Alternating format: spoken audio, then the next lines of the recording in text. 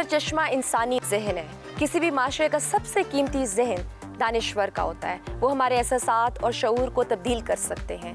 हमारे माशरे की तामीर नो या उसमें किसी भी किस्म की तब्दीली लाने के लिए मुसन्निफ, शायर, अदीब, लिखारी बहुत अहम किरदार अदा करते हैं। लाहौर की इस हाउसिंग सोसाइटी में मैं जिस घर के सामने खड़ी हूँ, वहाँ पाकिस्तान के मारूफ दानिश्वर, ड्रामा नवीस, शायर, अदीब अपनी खूबसूरत फैमिली के साथ रहते हैं। आइए चलते हैं, मिलते हैं खलीलुर रहमान कमर और उनकी खूबसूरत फैमिली से।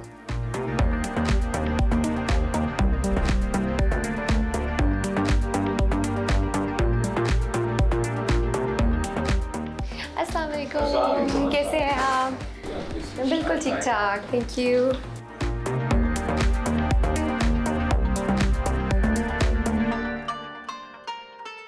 किताबों की दुकानें तो बतदरीज ख़त्म होती जा रही हैं। बड़े बड़े सुपर स्टोर्स पर इलेक्ट्रॉनिक्स, गारमेंट्स, ग्रॉसरी, वेजिटेबल्स, खिलौने तो नज़र आते हैं, बुक कॉर्नर्स नज़र नहीं आते। कसूर लिखने वालों का है या पढ़ने वालों का? कसूर अंग्रेजी का है, वो मेरी कौम को नहीं आती। अच्छा, सब बोलने निकले हुए हैं, तो उस जंग में सब के सब हार चुके हैं, लेकिन हार मानने के लिए तैयार नहीं है। किताब हमारी ज़बान में छपती तो पढ़ी जाती, लेकिन अब मतलब उर्दू लिटरेचर भी तो मौजूद है, वो भी नो सवाल उर्दू लिटरेचर नहीं मौजूद। जब आप घोड़े पर बैठने वाले को गधे की सवारी पर डाल देंगे तो वो घोड़े को बड़ी इस तरह देखा करेगा कि जैसे इस पर चढ़ना महाल है। तो हमने उनको लगाया, हमें उनको सुबह शाम में सबक दिया जाता है कि if you don't make your career in English you are nobody. मैं अंग्रेजी बोलने वाला आदमी, thrice I have topped in university in अंग्रेजी, but I always hated. If I don't hate, I actually do not hate any language, but मैं अपनी ज़बान के बाद उसको कहीं बहुत दूर समझता हूँ। आप पूरी ज़िंदगी में आपकी कौम की तबाही की वजह है शजिया, आपने अपनी ज़बान के साथ बेईमानी की है, वो बेईमानी की सज़ा भुगत रहे हैं। शायर और अदीब माशरे के निबाज होते हैं। वो अपने लिटरेचर के थ्रू अफराद की जहन साजी करते हैं और उसमें बड़ा रोल अदा करते हैं। लेकिन इसकी क्या वजह है कि आजकल के दौर में अगर देखा जाए कि हमारी समाजी और माशी इक़दार मुसलसल तनज़्ज़ुली का शिकार है। क्या हमारे जो अदीब हैं या शायर हैं वो कहीं अपनी ज़िम्मेदारी ऐसे तरीके से पूरी नहीं कर सके या कहीं कोई कमी रह गई है? मैं नॉर्मली अपने अलावा किसी के बारे में बात नहीं किया करता, लेकिन मैं आपको समझाने के लिए आज पहली बार शायद बोल रहा हूँ जी।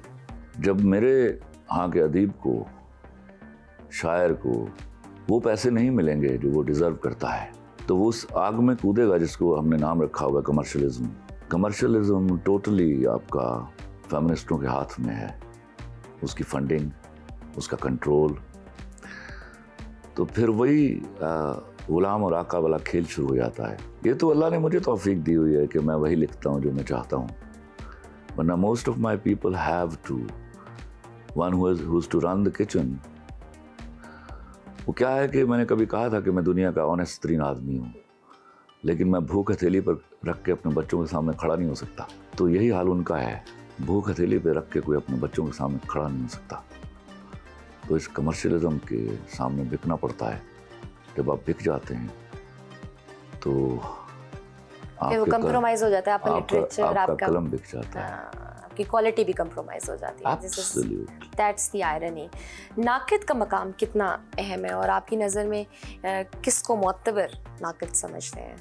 अभी मैं ज़रा नाकिदीन के ख़िलाफ़ हूँ, इसलिए कि ये बिल्कुल ऐसे ही है कि जिस शख्स को पेंटिंग बनानी नहीं आती वो पेंटिंग के ऊपर कमेंट्स करे आई डोंट लाइक दैट। ये बताइए, शायरी, अफसाना निगारी या ड्रामा नवीसी, क्या ये एक फ़न है या हम अपनी प्रैक्टिस से या हम मतलब उसको प्रैक्टिस करके हम उसको फन कर सकते हैं? आप ना शायरी ना शायर हो सकते हैं प्रैक्टिस से, ना आप ड्रामा निगार हो सकते हैं, ना अफसाना निगार हो सकते हैं। ये अताए रब्बी है, वो देकर भेजे तो चलता है काम।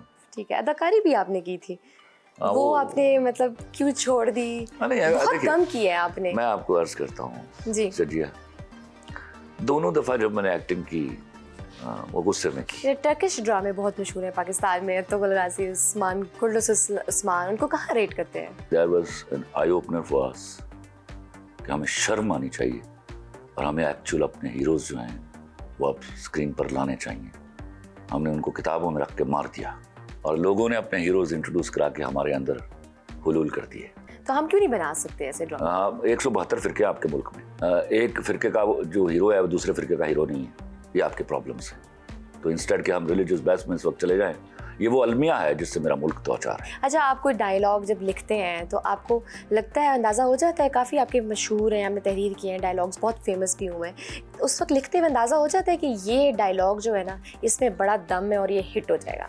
देखो, ये लिखते हुए एक बड़ा छोटा लफ्ज़ है इस काम के लिए, मुझे वो देता है और मैं लिखता हूँ, तो जो वो देता है वो हिट क्यों नहीं होगा? तो इट ऑलवेज हैपेंड देन। मैं मुंशी type of guy, you know. आपके तहरीर किए गए ड्रामे यूजुअली बहुत पॉपुलर होते हैं माशाल्लाह, तो आप रोज़ जो है किरदार वो खुद आप डिफाइन करते हैं कि ये मैंने इसको देना है? मैं आपको एक बात बताऊं, time is to come. Writer से बेहतर नहीं जानता कोई ये कौन इसको परफॉर्म करेगा। ये कोई जिद नहीं है, गो के मैंने इसको जिद की तरह मनवाया, लेकिन राइटर से बेहतर कोई नहीं जान सकता ये कैरेक्टर कि मैंने उसके लिए लिखा है। डेफिनेटली जब आप लिख रहे होते हो तो यू हैव दैट इमेज, आपके माइंड में एक शक्ल होती है किसी की, ये उसके लिए है। खलील साहब, ज़्यादातर अदीब और शायर ज़िंदगी की दौड़ में पीछे क्यों रह जाते हैं? ये अलमिया है पहले तो, और इस अलमिया को मेरे अब्बा ने कहीं अपने अंदर हुलूल कर लिया हुआ था। तो मैं छप रहा था व्हेन आई वाज 11 इयर्स, और उस गरीब घर में मुझे पैसे आते थे, लेकिन मुझे आप हैरान होंगे कि सबसे ज़्यादा ज़िंदगी में जो मुझे मार पड़ी है वो लिखने पर पड़ी है। अच्छा। अब उस पुअर फैमिली में I was a very intelligent student and my parents used to bank on me कि ये बच्चा अगर पढ़ लिख के अच्छा बड़ा अफसर बन गया तो ये ख़ानदान को गुर्बत से निकाल जाएगा। अब इस पर मेरी बहस होती थी अब्बा से बहुत, भले वो मारते थे इस बात पे, लेकिन मुझे इतना रूम अवेलेबल था कि मैं अब्बा से बहस कर सकूं। मैं चीखता था कि देखो मेरे पास अल्लाह की ये देन है, तो मुझे आप क्यों नहीं लिखने दे रहे? मैंने सारा जितना छपा हूँ मैंने चोरी बैठ के लिखा हुआ है। अच्छा। तो अब्बा ने एक इमेज बनाया हुआ था राइटर का, कि राइटर के पास एक साइकिल होती है, आगे एक छिक्कू लगा होता है, उसके अंदर ये थैला लटक रहा होता है उसकी साइकिल के साथ, और एक रोल किया हुआ कागजों का पुलंदा होता है, बाल बिखरे होते हैं, कपड़े मैले होते हैं, शेप बड़ी होती है। ये अब्बा ने एक इमेज बनाया हुआ था, और ये इमेज बदकिस्मती से था। तो आपने वो गाना सुना, मेरा तेरी आंखों के दरिया का उतरना भी जरूरी था? उससे पहले दो अशार है, लफ्ज कितने ही तेरे पैरों से लिपटे होंगे, तूने जब आखिरी खत मेरा जलाया होगा, तूने जब फूल किताबों से निकाले होंगे, देने वाला भी तुझे याद तो आया होगा। ये पूरी एक गजल थी जिसके दो अशार मैंने फिर उसमें डाले। गाना तो 2012 में लिखा गया। अच्छा। लेकिन ये दो अशार मेरे 9th क्लास के एज में इतने पुख्ता अशार। जी। अब आप मुझे बताइए कि जब अल्लाह देता है तो क्या उम्रें और तजुर्बे देखता है? नहीं देखता। पहले तो ये बात समझिए। बदकिस्मती से मेरे इस लिखने को मेरी बेगम ने भी रिएक्ट किया। तो उसकी क्या वजह थी? उनको भी कंसर्न थे इसी तरह के? नहीं, उनको इस तरह के कंसर्न नहीं थे। I was banker that time. Immediately उस वक्त तो जब मेरी शादी हुई है तो 17 दिन बाद मेरा बीकॉम पार्ट सेकंड का इम्तहान था, और वहाँ मैंने Too young, हाँ। तो उसको डरने की जरूरत नहीं थी उस वक्त। अच्छा। लेकिन उसको कहीं कान में किसी ने डाल दिया था कि शायर जब कोई लिखता है, कुछ लिखता है, तो अब मैंने प्रोज तो लिखना बंद कर दी हुई थी ना, तो शायरी होती थी। अच्छा। अब उस आमद को तो नहीं रोक सकता, उसका क्या करूं? तो वो समझती थी कि शायद मैं किसी लड़की के लिए लिखता हूँ। अच्छा। ये आता है ना। हाँ। बच्ची थी तो उसको सिखाने वाले भी बात थे। तो मैं चाहता था कि चूंकि मैं आई वाज इनटू स्टडी, मेरी सारी पढ़ाई तो शादी के बाद है, and she supported me a lot in doing that all. तो मैं अपने बेड के नीचे कोयला रखता था। आई वाज इन, मेरा इमीडिएट करियर स्टार्ट हुआ नेशो बैंक से, and I was posted in Kotli Azad Kashmir. ठीक। तो रात को अगर शेर हो गया तो मैं नीचे झुक के ना फर्श पे लिख देता था। ये सुबह उठती थी मेरे लिए पानी गर्म करने के लिए। वो उस वक्त हम ऐसा तो नहीं था कि पानी के गीजर लगे होते, तो वो रॉड डाल के बाल्टी में पानी गर्म होता था। तो जब वो ये जाती थी ना, वो 15-20 मिनट का वो टाइम जो था, इसमें वो चाय भी रखती थी। सही सही। उसमें मैं लिख के कागज पे लिख के पर्स में डाल देता था। मतलब पहले आप वो फर्श पे लिखते थे, बाद में फिर उसको मिटा देता था नीचे। फिर मैं आता था बैंक, और मैं अपने पल्ले से पैसे दे के, उस वक्त 80 रुपए पर मिनट फोन लगते थे। अच्छा। और मैं लाहौर फोन करता था अपने दोस्त मिर्जा इकरामुल्लाह बेग को, उसको लिखवाता था, और फिर वो पर्ची फाड़ देता था। और अगर वो पर्ची कहीं फटने से रह जाती थी, आगे चलिए। तो फिर क्या होता था? फिर तो शामत। अच्छा, हंगामा। तो ये चीजें जो हैं, हाँ। वो जब मैं इंडस्ट्री में दाखिल हुआ जी। तो मैंने सबसे पहले जाके देखा कि हाँ, अब्बा ठीक सोचते थे। ये आयरनी है। प्रॉब्लम ये आता है कि कहीं आपको मेरे मुंह से ऐसा कोई जुमला ना निकले जिससे किसी की तौहीन हो। आपको कहीं अपनी गैरत के नाम पर लड़ना होता है। भूख और गैरत में कभी कभार चुनने में गलती हो जाती है। आजकल के अगर ड्रामों की बात करें तो आजकल के ड्रामों में जो एक कॉन्सेप्ट जो दिखाया जा रहा है, सास बहू, हमारे मौज़ूआत इतने सुगड़ गए हैं, सास बहू के झगड़े, एक्स्ट्रा मैरिटल अफेयर्स। ये 12-13 साल से मैं इस बात के ऊपर चीख रहा हूँ। हाँ जी। कि कोई इंटरनेशनल कॉन्स्पिरेसी है मेरे मुल्क के ड्रामा। आपको पता है ये सब झूठ है कि आप यूनिवर्सिटी कॉलेजेस से कुछ सीखती हैं। यहाँ आपके हमेशा टेलीविजन ड्रामे से और फिल्म से सीखा गया। मैं ट्रस्ट में, क्योंकि वहाँ आप तय करके सीखते हैं, वहाँ आपको फोर्स्ड सिखाया जाता है और फोर्स्ड आप कभी नहीं सीखते। एक बाकायदा प्लान हुआ। अब इस वाक़े के बाद जो 2.5 साल पहले हुआ, मुझे यकीन आ गया कि बाकायदा प्लान था कि मेरे यहाँ के लोगों को हमने गलत रास्ते पर डालना है। हमें असल मौज़ूआत से हटाया गया और हमें ऐसे घटिया मौज़ूआत पर डाला गया।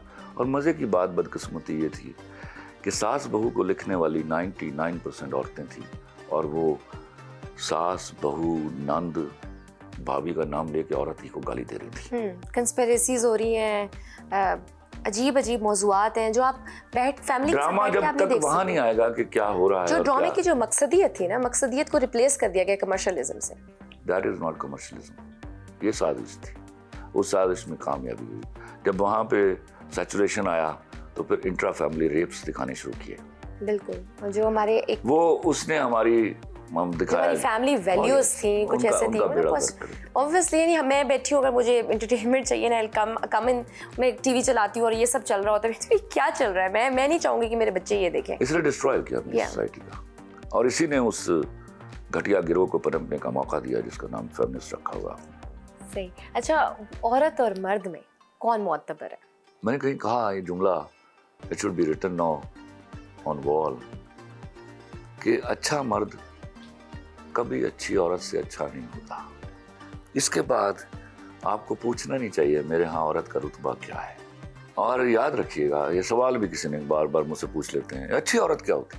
तो हर वो औरत जो अपनी बॉन्डिंग में लॉयल है, उससे अच्छी औरत कोई नहीं, और मर्द उसके कैलिबर तक पहुंच ही नहीं सकता। मर्द is nobody in front of a loyal woman. और लॉयल वुमन जो होती है वो अपनी उस कैपेसिटी में बाहया होती है।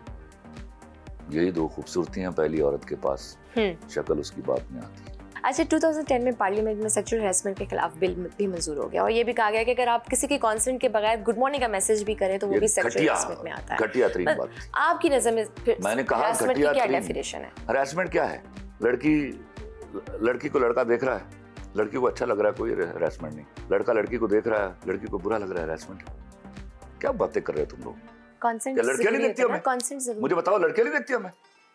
तो इट्स बोथ वेज। तो हम क्या नहीं, तो बोथ वेज। तो ये तो मसले फिर हैरेसमेंट के वकील केस ही भुगतते रहेंगे। रोज एक बंदा पहुंच जाएगा जिसको गुस्सा आया हो, वो फलां, उसकी क्या विटनेस लाएंगे आप? अब कैमरे लेके फिरते रहेंगे, he was looking at me. एक आपका डायलॉग है, आप कहते हैं कि वो मर्द नहीं जो रन मुरीद ना हो, और दूसरी तरफ आपका एक और डायलॉग भी है, बड़ा मशहूर हुआ कि 2 टके की औरत। नो, देखो ये करेक्ट करना होगा। ये फेमिनिस्टों ने इस जुमले को उठाया और उसको फैलाया। Watch that drama. वो ये लफ्ज नहीं है, आप पढ़े लिखे हो, वो लफ्ज है, वो जुमला है। इस 2 टके की लड़की औरत की जब बात करता हूँ तो जनरलाइज करता हूँ। वो एक स्पेसिफिक, जब इस आया, what do you mean is? I am pointing particularly कि this particular girl who has committed the sin. इसको समझना होगा। तो जो आपका पहला डायलॉग है वो मर्द नहीं, जो मैं हमेशा ये चाहता हूँ, मिसाल के तौर पर मैं आपको बताता हूँ, मैं उस बीकॉम पार्ट पर मैं पढ़ रहा था जब मेरी शादी हुई, तो अपनी बीवी को मैं अपनी एज से जरा बड़ा था, तो मैंने उसको सिर्फ 2 बातें कही। एक पर एतराज उठेंगे लेकिन मैं उन एतराजों का जवाब देने के लिए तैयार हूँ जी। मैंने कहा देखो, उस लड़की से अभी तुम मैच्योर नहीं हो इतनी, उस लड़की से दोस्ती ना करना जिसका ब्रेकअप हुआ हो और जिसका घर टूटा हुआ हो, उसका मतलब ये नहीं कि वो लड़की बुरी है, वो आपकी खुशी को देख नहीं पाएगी, ये फितरतन है। और जब मैच्योर हो जाओ, जब तुम अच्छे बुरे की पहचान आने लगे, then you choose to even make friends with that. दूसरी बात उसको मैंने कही कि रूल ऑन मी, बस साल में 4-5 दिन बिहेव लाइक अ स्लेव, ताकि मेरा भी कोई भरम रह जाए। अच्छा। ये 2 बातें। तीसरी बात जो सबसे इंपॉर्टेंट है, जिस पर मैं मर्द फोक के बड़ा सख्त खिलाफ हूँ, वो घूंघट उठाते हैं बीवी का और पहला जुमला उसको कहेंगे कि मेरी माँ की इज्जत करना। क्यों भाई, तेरी माँ काबिल इज्जत नहीं, तुम्हें कहना क्यों पड़ रहा है? और जिसको लेके आए वो पागल है क्या?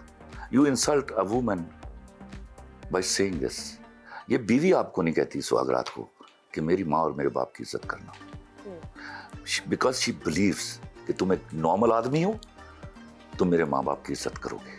अच्छा, बचपन में आपने गुर्बत देखी, माशाल्लाह, नाउ यू आर ब्लेस्ड, अल्लाह दे आपको देखो, सब कुछ जब मैं गुर्बत नवाजा का है। नाम लेता हूँ ना जी, शजिया, तो मैं इसको फाइनेंशियल गुर्बत का नाम देता हूँ। पहले ये लफ्ज हमेशा ठीक से बोलिए।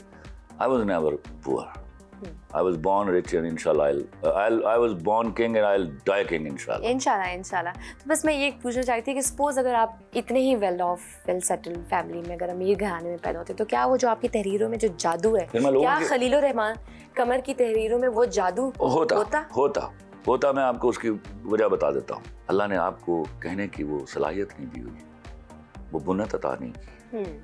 राइटर के पास अल्लाह की दी हुई वो बुन्नत होती है।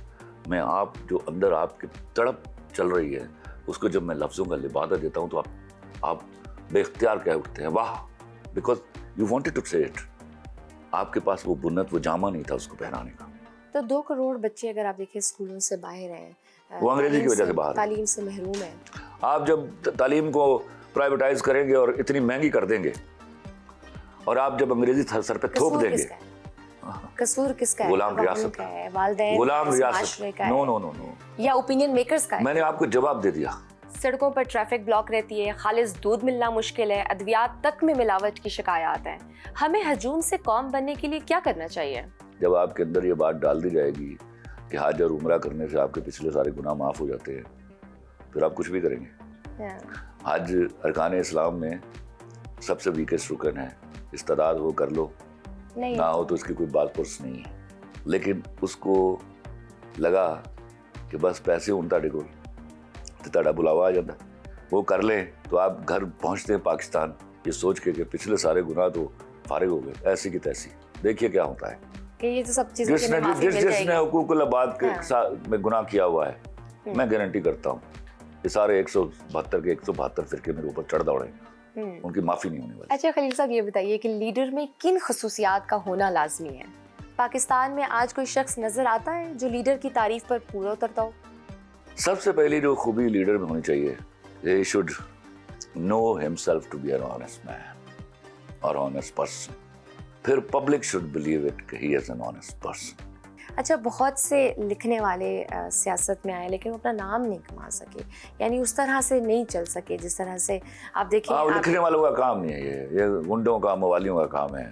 हमारी मैं आपको बता रहा हूँ, आपके हो क्या रहा है। लेकिन ना जो सियासत शरीफ आदमी होगा, वो एक सियासत शरीफ उससे आदमी ज्यादा का काम सेंसिटिव है। मैं उसको लोगों की नब्ज का पता है। सियासत शरीफ आदमी का काम नहीं। एक क्रिकेट प्लेयर सियासत में अपना नाम कमा सकते हैं, तो व्हाई नॉट अदीब और शायर सियासत में आकर अपना नाम क्यों नहीं कमा सकते? वो जो क्रिकेटर है ना हमारा, मैं किस्मत विस्मत को बिलीव नहीं करता, लेकिन वो शायद किस्मत लिखवा के आया हुआ दुनिया में। Since then he entered into the game of profession, he was a star. तो अल्लाह करे, मेरी दुआ है कि वो साजगार वक्त आए कि मेरे यहाँ का लिखारी, मेरे यहाँ का अदीब, मेरे यहाँ का इंटेलिजेंट बच्चा असेंबली में पहुंचे तो इस मुल्क की किस्मत बदल जाएगी, इसकी काया पलट जाएगी। हमारे यहाँ एक छोटी सी जॉब के लिए इतनी क्वालिफिकेशन चाहिए, लेकिन MPA बनने के लिए you have to be nothing. आपको बस लोटा और क्या है, दरबारी होना चाहिए बस। पाकिस्तान पिछले 75 सालों से 3 मुख्तलिफ निज़ाम के तहत गवर्न किया गया है। आप कहेंगे पार्लिमानी निज़ाम है, सदारती निज़ाम है, मार्शल लॉ है, लेकिन तीनों निज़ामों से हमने देखा है कि एक आम इंसान की ज़िंदगी में बेहतरी नहीं आ सकी। क्या वो वक्त आ गया कि हमें किसी ऐसे निज़ाम की खोज लगाने की ज़रूरत है जिस की बेसिस पे पाकिस्तान का मतलब क्या, ला इलाहा, अल्लाह की हाकमियत, और जहाँ पे आवाम की फलाह और उसकी इंसाफ के लिए और उसकी मसावात के लिए काम किया जाए। देखो, मैं आपको एक बात बताऊँ शजिया, मेरे मुल्क का सबसे पहला अलमिया ये हुआ कि कायदे आज़म मोहम्मद अली जिन्नाह 1 साल के अंदर अंदर दुनिया से चले गए। अगर वो 5-6 साल रह जाते तो इस मुल्क का आइन बन जाता, और उनके हाथों बना हुआ आइन किसी माई के लाल को जुर्रत ना होती कि तोड़ दे। खलील साहब, हमारी गुफ्तगू तो बहुत दिलचस्प जारी है, लेकिन मुझे एक छोटी सी ब्रेक लेनी है, हमारे साथ रहिए।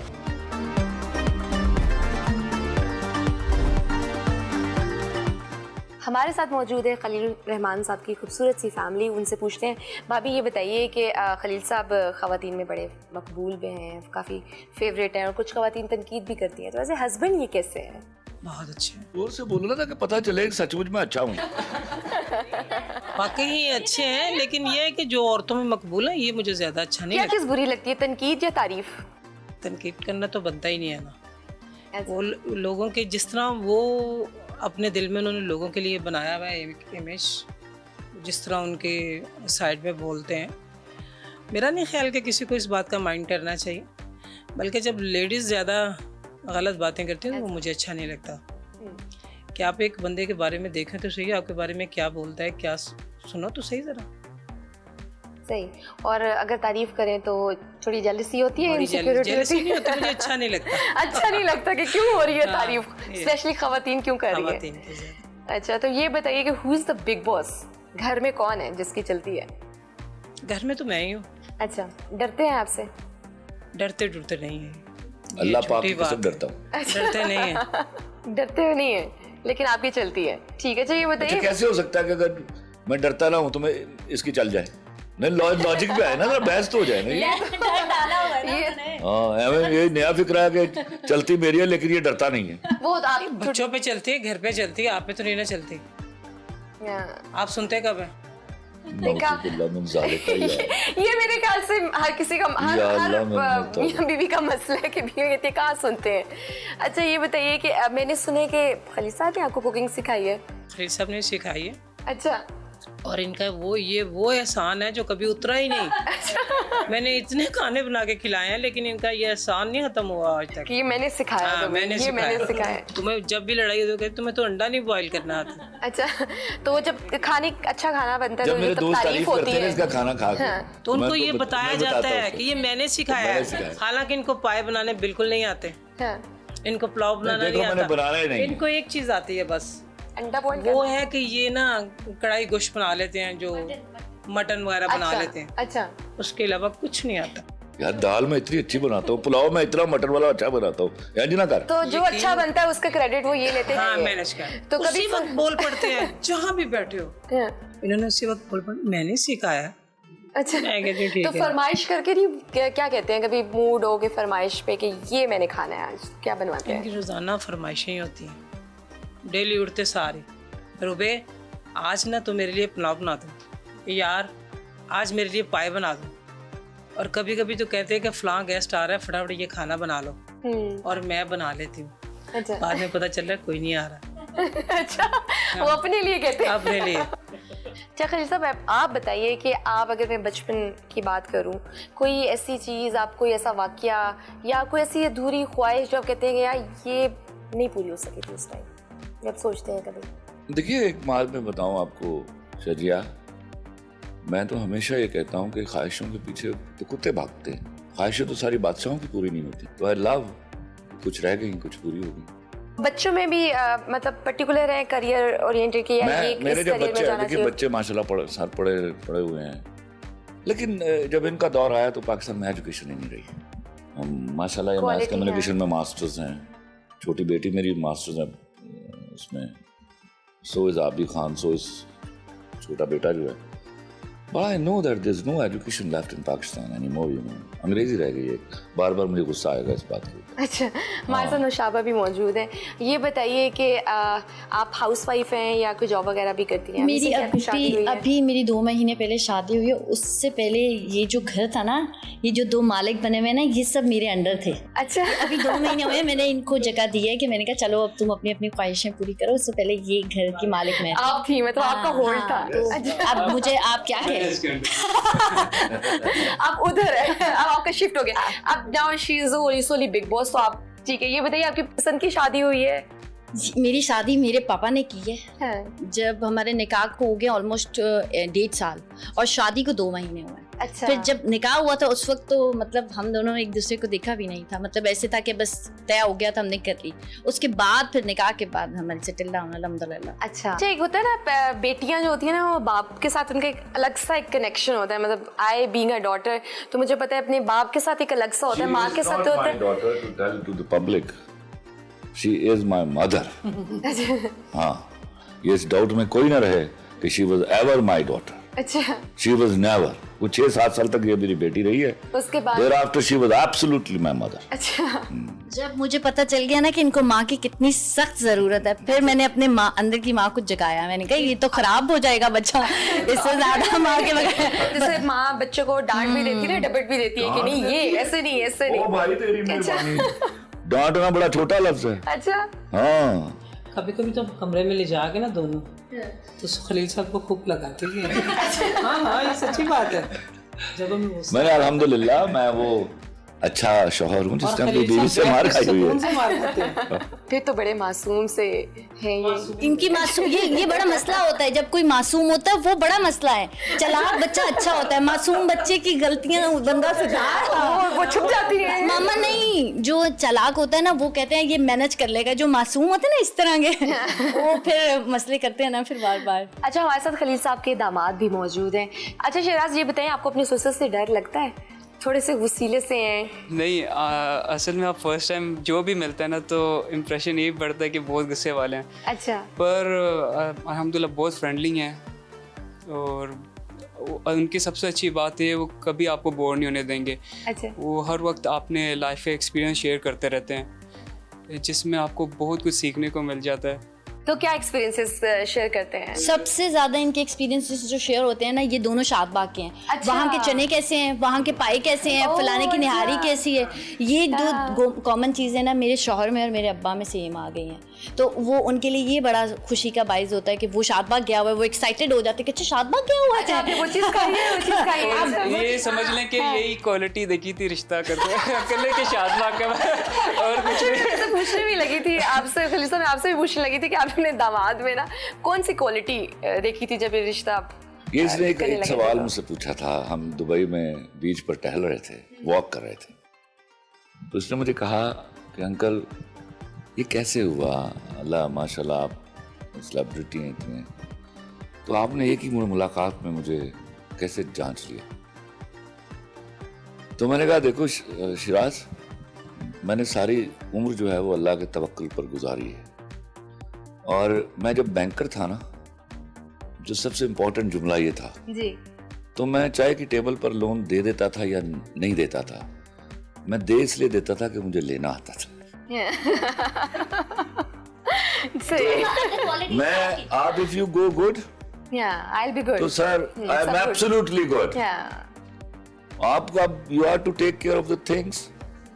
हमने अपना पूरा एतबार किया, उस एतबार की लाज रखी, दैट्स इट. और अल्लाह का शुक्र है कि द फाइंडिंग इज गुड. तो ये आपके घर में आप बिग बॉस नौशाबा हैं. नौशाबा आप यहाँ से उधर चली गई. जो वो ख़त्म हो गया है सारा ना, जो बिग बॉस का जो मेरा टैंट्रम था ना वो ख़त्म हो गया, ज़रा नीचे आ रहा है. मैं सोच रही हूँ कि अब मैं करूँ कुछ. चल ठीक है भाभी, आप हमें इजाज़त दें. बहुत अच्छा लगा आप लोगों से मिल के. अब हम चलेंगे. खलील साहब आपने अपने फ्रेंड्स के पास लेके जाना है, तो चलते हैं ब्रेक के बाद. जी जी इनकी दोस्तों की महफिल में.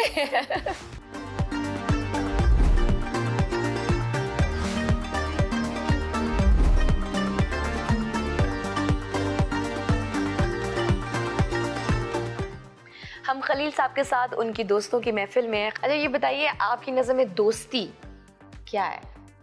वो दोस्ती मैंने कभी लिखा when I was in class 9th कि मैं एक ही वक्त में खुदा और दोस्त को ढूंढने निकला। सोचा खुदा अगर पहले मिल गया तो उसके साथ मिलकर दोस्त को ढूंढूंगा। हुआ ये कि दोस्त पहले मिल गया और खुदा को ढूंढने की जरूरत ही नहीं रही। वाह। ये बताइए, मैं सबसे पहले आपसे जानना चाहूँगी, कैमरे के पीछे भी इतना ही गुस्सा करते हैं जितना कभी कभी कैमरे पे गुस्सा कर देते हैं? जी, खलील साहब का गुस्सा तो इसी तरह का ही है, लेकिन सबसे अच्छी जो बात है, इनका गुस्सा जितनी तेजी से आता है उतनी तेजी से उतर भी जाता है। आप लोगों की डिस्कशन का, अगर मैं कहूँ कि टॉपिक ऑफ डिस्कशन यूजुअली आप महफिल लगती है दोस्तों की, तो क्या रहता है? ज्यादातर हम वैसे क्रिकेट लवर हैं हम सब, जिस तरह इमरान की बताया क्रिकेट लवर हैं हमने। खलील साहब ने बहुत अच्छी क्रिकेट खेली हुई अपने दौर में, किसी हद तक मैंने भी खेली है, बाकी दोस्तों ने भी खेली तो है। आप ये इनको कहते क्यों नहीं है कि सियासत में आए हैं आप, दोस्त मशवरा नहीं देते? हम तो खलील साहब से कहते रहते हैं कि आप सियासत में आए, क्योंकि अच्छा। जितना खलील भाई का नॉलेज है और जितना वो पूरे मुल्क की हालात पे जो तबसरा करते हैं, और आप बिलीव करें कि वो जो बात कहते हैं और एक दो माह बाद हम खुद सोचते हैं कि वो बात सच फील होती है। और हम तो कहते हैं, लेकिन चूँकि उनकी फील्ड थोड़ी डिफरेंट है और वो कहते हैं कि मैं मतलब आज़ाद रहना चाहता हूँ और अपनी आज़ादी से अपना सब कुछ लिखना चाहता हूँ। वो कहते हैं कि मेरा एक मकसद है, जो वो मकसद मैं पूरा करूँ, और वो जिस मकसद पे लगे हुए हैं अल्लाह ताला उनको कामयाबी दे इसमें। अच्छा, ये बताइए, आप बताइए कि दोस्तों की महफिल में लतीफ़े, मैंने सुना है कि बड़े लतीफ़े चलते हैं। जी बिल्कुल सही सुना है आपने। खलील भाई को अल्लाह ने ये भी अता किया हुआ है, ये हुनर अच्छा, भी। उनकी तो बहुत अच्छी यहाँ से मेमोरी। ज्यादा लतीफ़े आते हैं आप जी जिस तरह शेर होते हैं उस तरह लतीफ़ों की भी आमद होती है? जी बहुत ज्यादा, इनके पास अच्छा। बहुत बड़ा जखीरा है इनका। अच्छा। जी, और जिस टॉपिक पे बात हो रही होती है उसी टॉपिक पे फिर ये लतीफ़ा भी सुनाते हैं। अच्छा, तो ये आपने बताना है कि ये इनके होता है ना, दोस्तों में महफिल में कुछ होता है कि फ्रेंडशिप में एक दोस्त की ना कोई आप टीज करते हो, कोई ऐसी बात होती है जिसपे आप टीज करते हो। आप खलील साहब को किस बात पे टीज करते हैं? सारे दोस्त कोई ना कोई ऐसा वीक पॉइंट तो होगा जिसपे आप टीज करते होंगे। ये स्मोकिंग बहुत ज़्यादा करते हैं, बस कभी कभी उस बात पे छेड़ देते हैं, फिर उस पर भी हमें लतीफ़े सुनने पड़ते हैं कि फलानी बुढ़ी सी कहती सिगरेट ना पिया कर पुत्र, रहने दे, रोई मार गई। इस तरह की फिर चीज़ें चलती रहती हैं। सही। तो ड्रामे देखते हैं इनके, कौन सा पसंद है इनका लिखा हुआ ड्रामा? बहुत अच्छा लिखते हैं सब माशाल्लाह, जो लिखते हैं कमाल लिखते हैं। और प्यारे अफजल बहुत अच्छा था प्ले इनका, मेरे पास तुम हो ब्लॉकबस्टर है, सारी माशाल्लाह जो मूवी इनकी बहुत कमाल गई है, ऑल टाइम हिट माशाल्लाह से देते हैं। अच्छा, आप मुझे बताइए कि कोई ऐसी, यानी होता है ना कि इनके ऐसी कोई दोस्त या कोई ऐसी कोई जो इनकी बीवी को ना पता हो और आप लोगों को पता हो, कोई ऐसी दोस्ती या कुछ इस तरह से? हमें तो खैर और वो दोस्त होते हैं ना ऐसे मौके पे काम आते हैं। तकरीबन सारी बातें ही पता है, सारी तो नहीं होगी लेकिन काफ़ी पता है। अच्छा, लड़कियों से दोस्तियां मेरी नहीं पता है। अच्छा खलील साहब, ये बताइए, अगर सपोज जिंदगी में आपको rebirth, you just get a rebirth, तो आप क्या बनना चाहेंगे? अगर खलील रहमान कमर, मुसन्निफ, दानिश्वर या शायर नहीं है तो फिर क्या? अच्छा, नथिंग, प्रोफेशन भी यही? या मुझे इससे बड़ी क्या नेमत अल्लाह की जो मुझे जैसे आदमी को अल्लाह ने अता किया हुआ।